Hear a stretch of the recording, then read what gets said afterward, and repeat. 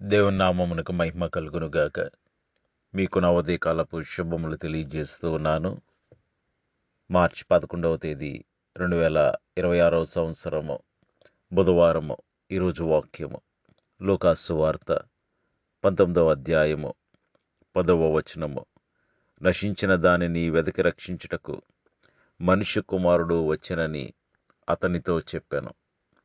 దేవుడి వాక్యము ద్వారా నేడు మనతో మాట్లాడి మనము దేవుడు మనకు అనుగ్రహించిన గొప్ప లక్ష్యముతో జీవించే కృప దేవుడు మనలో ప్రతి ఒక్కరికి దయచేయునుగాక.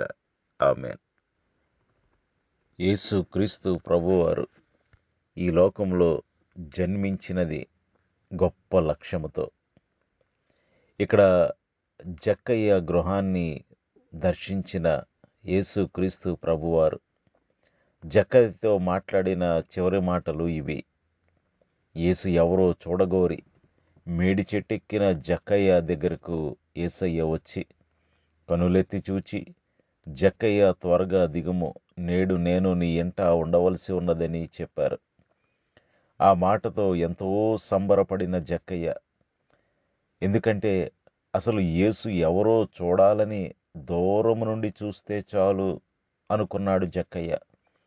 అటువంటిది అన్ని వేల మంది మధ్యలో అంత నీతిమంతుడైన వాడు, అంత పరిశుద్ధుడు అక్కడకు వచ్చి కనులెత్తి చూచి తన ప్రయాణములో ఆగి జక్కయ్య అని పేరుతో పిలిచినప్పుడు జక్కయ్య సంతోషం అంతా ఇంత కాదు.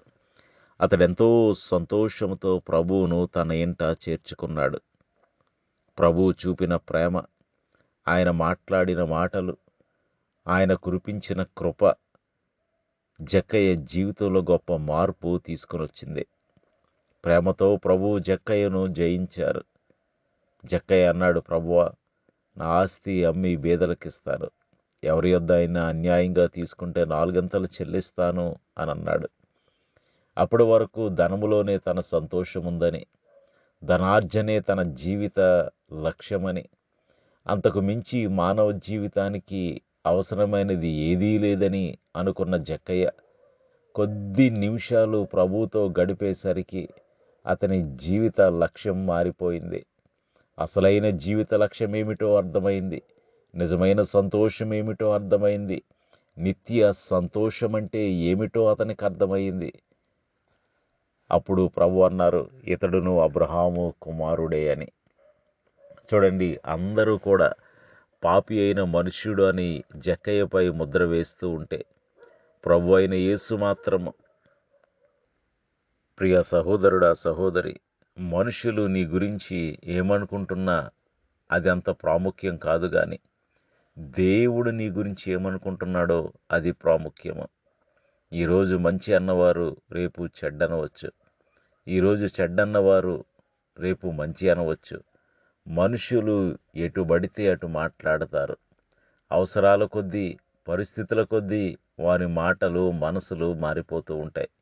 కానీ మారని ప్రభువు దృష్టిలో నీవెవరు? యేసు క్రీస్తు ప్రభువారు ఇతడును అబ్రహాము కుమారుడే అని చెప్పినప్పుడు గొప్ప సంతోషంతో నింపబడిన జక్కయ్యతో చివరిగా చెబుతూ ఉన్నారు, నశించిన దానిని వెదికి రక్షించుటకు మనుష్య కుమారుడు వచ్చెనని జక్కయ్యతో చెప్పారు. అనగా తన జీవిత లక్ష్యము, ఎందుకు ఈ లోకంలోనికి వచ్చారో ఆ సారమంతటిని ఒక్క వచనంలో ఆయన తెలియజేశారు. నశించిన దానిని వెతికి రక్షించుటకు 3 మాటలు.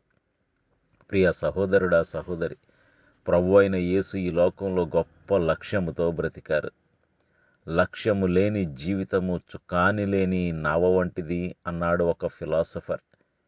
ప్రియ సహోదరుడా సహోదరి, లక్ష్యము లేని జీవితాన్ని జీవిస్తూ ఉన్నావా?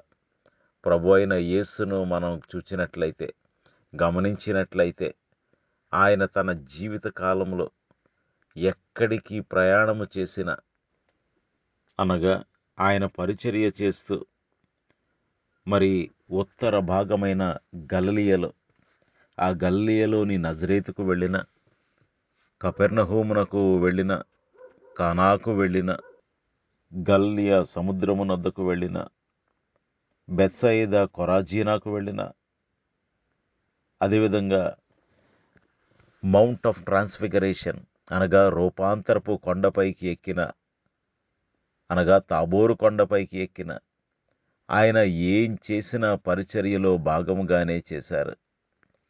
ఆయన అనవసరమైన ప్రయాణాలు చేయలేదు, అనవసరంగా సమయాన్ని వెళ్ళబుచ్చలేదు, అనవసరమైన మాటలు మాట్లాడలేదు. ఇక దక్షిణ భాగమైన యూదయ దేశమునకు వెళ్ళిన, అనగా ఆ దేశంలో ఉన్న యెరూషలేము కానీ, బేతనియ కానీ, బెత్లెహేమునకు వెళ్ళిన, యోర్దాను నది నద్దకు వెళ్ళిన, యెరికోకు వెళ్ళిన, ఎమ్మాయుకు వెళ్ళిన, ఆయన ఒక లక్ష్యముతోనే ప్రయాణం చేశాడు, లక్ష్యముతోనే జీవించారు. ఆయన వారి యూదయ దేశముల పొలిమేర్లకు వెళ్ళిన, అనగా తూరు సీదోను గాని, ఫిలిప్పుదైన కైసరుకు గాని, శానాని దయ్యము పట్టిన వానిని బాగు చేసిన తర్వాత వాడు వెళ్ళిన దెకపోలి గాని, సమరయకు వెళ్ళిన, సుకారను గ్రామమునకు వెళ్ళిన, ఎక్కడికి వెళ్ళిన, బేతెస్త కోనేటి వద్దకు వెళ్ళిన, సమరయ స్త్రీ వద్దకు వెళ్ళిన, ప్రియ సహోదరుడా సహోదరి, ఆయన ఒక లక్ష్యముతోనే జీవించాడు. మరి సిలువ ధ్యానములు చేయుచున్న నా జీవితంలో లక్ష్యము ఏమై ఉన్నది? మారకు మునుపు జక్కయ్య కూడబెట్టినట్లుగా ధనము వెనకే పరుగిడి పరుగిడి పరుగిడి ఇక దానితోనే ముగించేస్తూ ఉన్నామా? ప్రభువు నీ కొరకు నా కొరకు ఏర్పరిచిన లక్ష్యము ఏమైపోయింది? అది ఎంతవరకు వచ్చింది? ఎంతవరకు మనం ముందుకొచ్చాం? ఇంకా ఎంత మిగిలింది? ప్రభు అయిన యేసు లక్ష్యముతో బ్రతకలేదా? ఆయన సమరయ స్త్రీ నొద్దకు వెళ్ళి మాట్లాడినప్పుడు ఆమె తన లక్ష్యమేమిటో తెలుసుకుంది. పేతురు నొద్దకు వెళ్ళి మాట్లాడినప్పుడు రాత్రంతా వలలు వేసిన ఒక్క చేప కూడా పట్టలేకపోయాడు. నిరాశ నిస్పృహలతో నిండిపోయిన పేతురు యొక్క జీవితము, ఇక నా జీవితం అయిపోయింది, నేను అనుకున్న కెరియర్లోనే రాణించలేకపోతున్నాను, నాకు తెలిసిన విద్యలోనే ఓడిపోతూ ఉన్నాను, ఇక నా వల్ల ఏమవుతుంది అని నిరాశలో ఉన్నప్పుడు ప్రభు అయిన యేసుతో కొద్ది సమయము మాట్లాడేసరికి అతని జీవిత లక్ష్యమేమిటో అతనికి అర్థమైంది. జక్కయ్య దగ్గరికి వచ్చి, అతని ఇంటికి వచ్చి అతనితో కొద్ది సమయము మాట్లాడేసరికి అతని జీవిత లక్ష్యమేమిటో అతనికి అర్థమైంది. మేలు చేసే పరిచర్య, ఆదరించే పరిచర్య, ప్రభువు పేరట 10 మందికి ఉపయోగపడే పరిచర్య దేవుడు నాకు ఇచ్చిన పరిచర్య అనుకున్నాడు జక్కయ్య. సమరయ స్త్రీ నొద్దకు వెళ్ళేసరికి ప్రతి తలుపు తట్టి ఆమె సువార్త ప్రకటిస్తూ ఉంది. శానాని దయ్యం పట్టినవాడు ప్రభువుతో మాట్లాడినసరికి అతడు దెకపోలికి వెళ్ళి గొప్ప మిషనరీగా సేవ చేశాడు. మరి ప్రియ సహోదరుడా సహోదరి, నీ జీవితంలో ఎన్ని వందల వేల వర్తమానాలు వింటూ ఉన్నావు? నీ జీవిత లక్ష్యం ఇంకా తెలుసుకోలేకపోయావా? ఒకవేళ తెలుసుకున్నా, ఇదిగో దీపము మంచము కింద పెట్టరు, కొంచెము కింద పెట్టరు అని ప్రభువు చెప్పారు. కానీ నీ జీవిత లక్ష్యాన్ని తీసుకుని వెళ్ళి దాచిపెట్టేసావా? ఆ తలాంతును భూమిలో పాతిపెట్టేసావా? లక్ష్యము లేని జీవితాన్ని జీవిస్తూ ఉన్నావా? ఎదిగిపోతూ ఉన్నావు, సంవత్సరాలు గడిచిపోతూ ఉన్నాయి, ఒక తర్వాత ఒకదాని తర్వాత ఒకటి క్యాలెండర్లు మారిపోతూ ఉన్నాయి, శరీరంలో మార్పులు వస్తూ ఉన్నాయి, బలహీనపడుతూ ఉన్నావు, ఆర్థికంగా బలపడుతూ ఉన్నావు, కానీ శారీరకంగా బలహీనపడుతూ ఉన్నావు. దినములు గడుస్తూ ఉన్నాయి, సంవత్సరాలు దొర్లిపోతూ ఉన్నాయి. ప్రభు కొరకు నువ్వేం చేశావు? ఇంతవరకు ఏం సాధించావు? ఇక ఏం సాధించబోతూ ఉన్నావు? మానవ జీవితం అంటే పుట్టి పెరిగి పెండ్లి చేసుకుని పిల్లలను కని ఆస్తిపాస్తులు కూడబెట్టి ధనార్జన చేసి సౌఖ్యముతో సుఖములతో అనుభవించి వెళ్ళిపోవటమేనా? ప్రభు అయిన యేసు గొప్ప లక్ష్యంతో బ్రతికారు.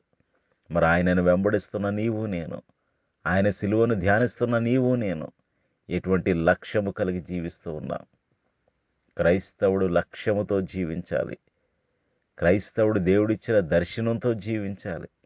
క్రైస్తవుడు పరలోకమనే లక్ష్యముతో ముందుకు సాగాలి. మరి అటువంటి లక్ష్యము లేని జీవితాలు మనం జీవిస్తున్నామేమో, ఎంత విచారం. ప్రియ సహోదరుడా సహోదరి, ఇప్పటి వరకు నీ జీవితంలో ఏమీ లక్ష్యము లేకుండా జీవిస్తున్నట్లయితే ఇదిగో ప్రభువుకు ప్రార్థించు. ప్రభువా, నువ్వు జక్కయ్య దగ్గరికి వెళ్ళినప్పుడు జక్కయ్య లక్ష్యం తెలుసుకున్నాడు. ప్రభువా, సేనని దయ్యం పట్టిన వాని దగ్గరికి వెళ్ళేసరికి వాడి లక్ష్యం తెలుసుకున్నాడు. సమరయ స్త్రీ నద్దకు వెళ్ళేసరికి ఆమె లక్ష్యం తెలుసుకుంది. పేతురు నద్దకు వెళ్ళేసరికి అతని జీవిత లక్ష్యం అతనికి అర్థమైంది. ప్రభువా, నా జీవితానికి ఒక అర్థం, పరమార్థము దయచేయండి, లక్ష్యము దయచేయండి. దానిని సాధించటానికి వెనుకున్నవి మరిచి ముందున్న వాటికై వేగిరపడే కృప నాకు దయచేయండి అని ప్రార్థన చేద్దాం. లక్ష్యము లేని జీవితాలు, గురి లేని జీవితాలు. అందుకని అపోస్తులైన పౌలు అంటున్నాడు, గురి యొద్దకే పరుగెత్తుచున్నాను. మరి నీ జీవితంలో గురి ఏమై ఉన్నది?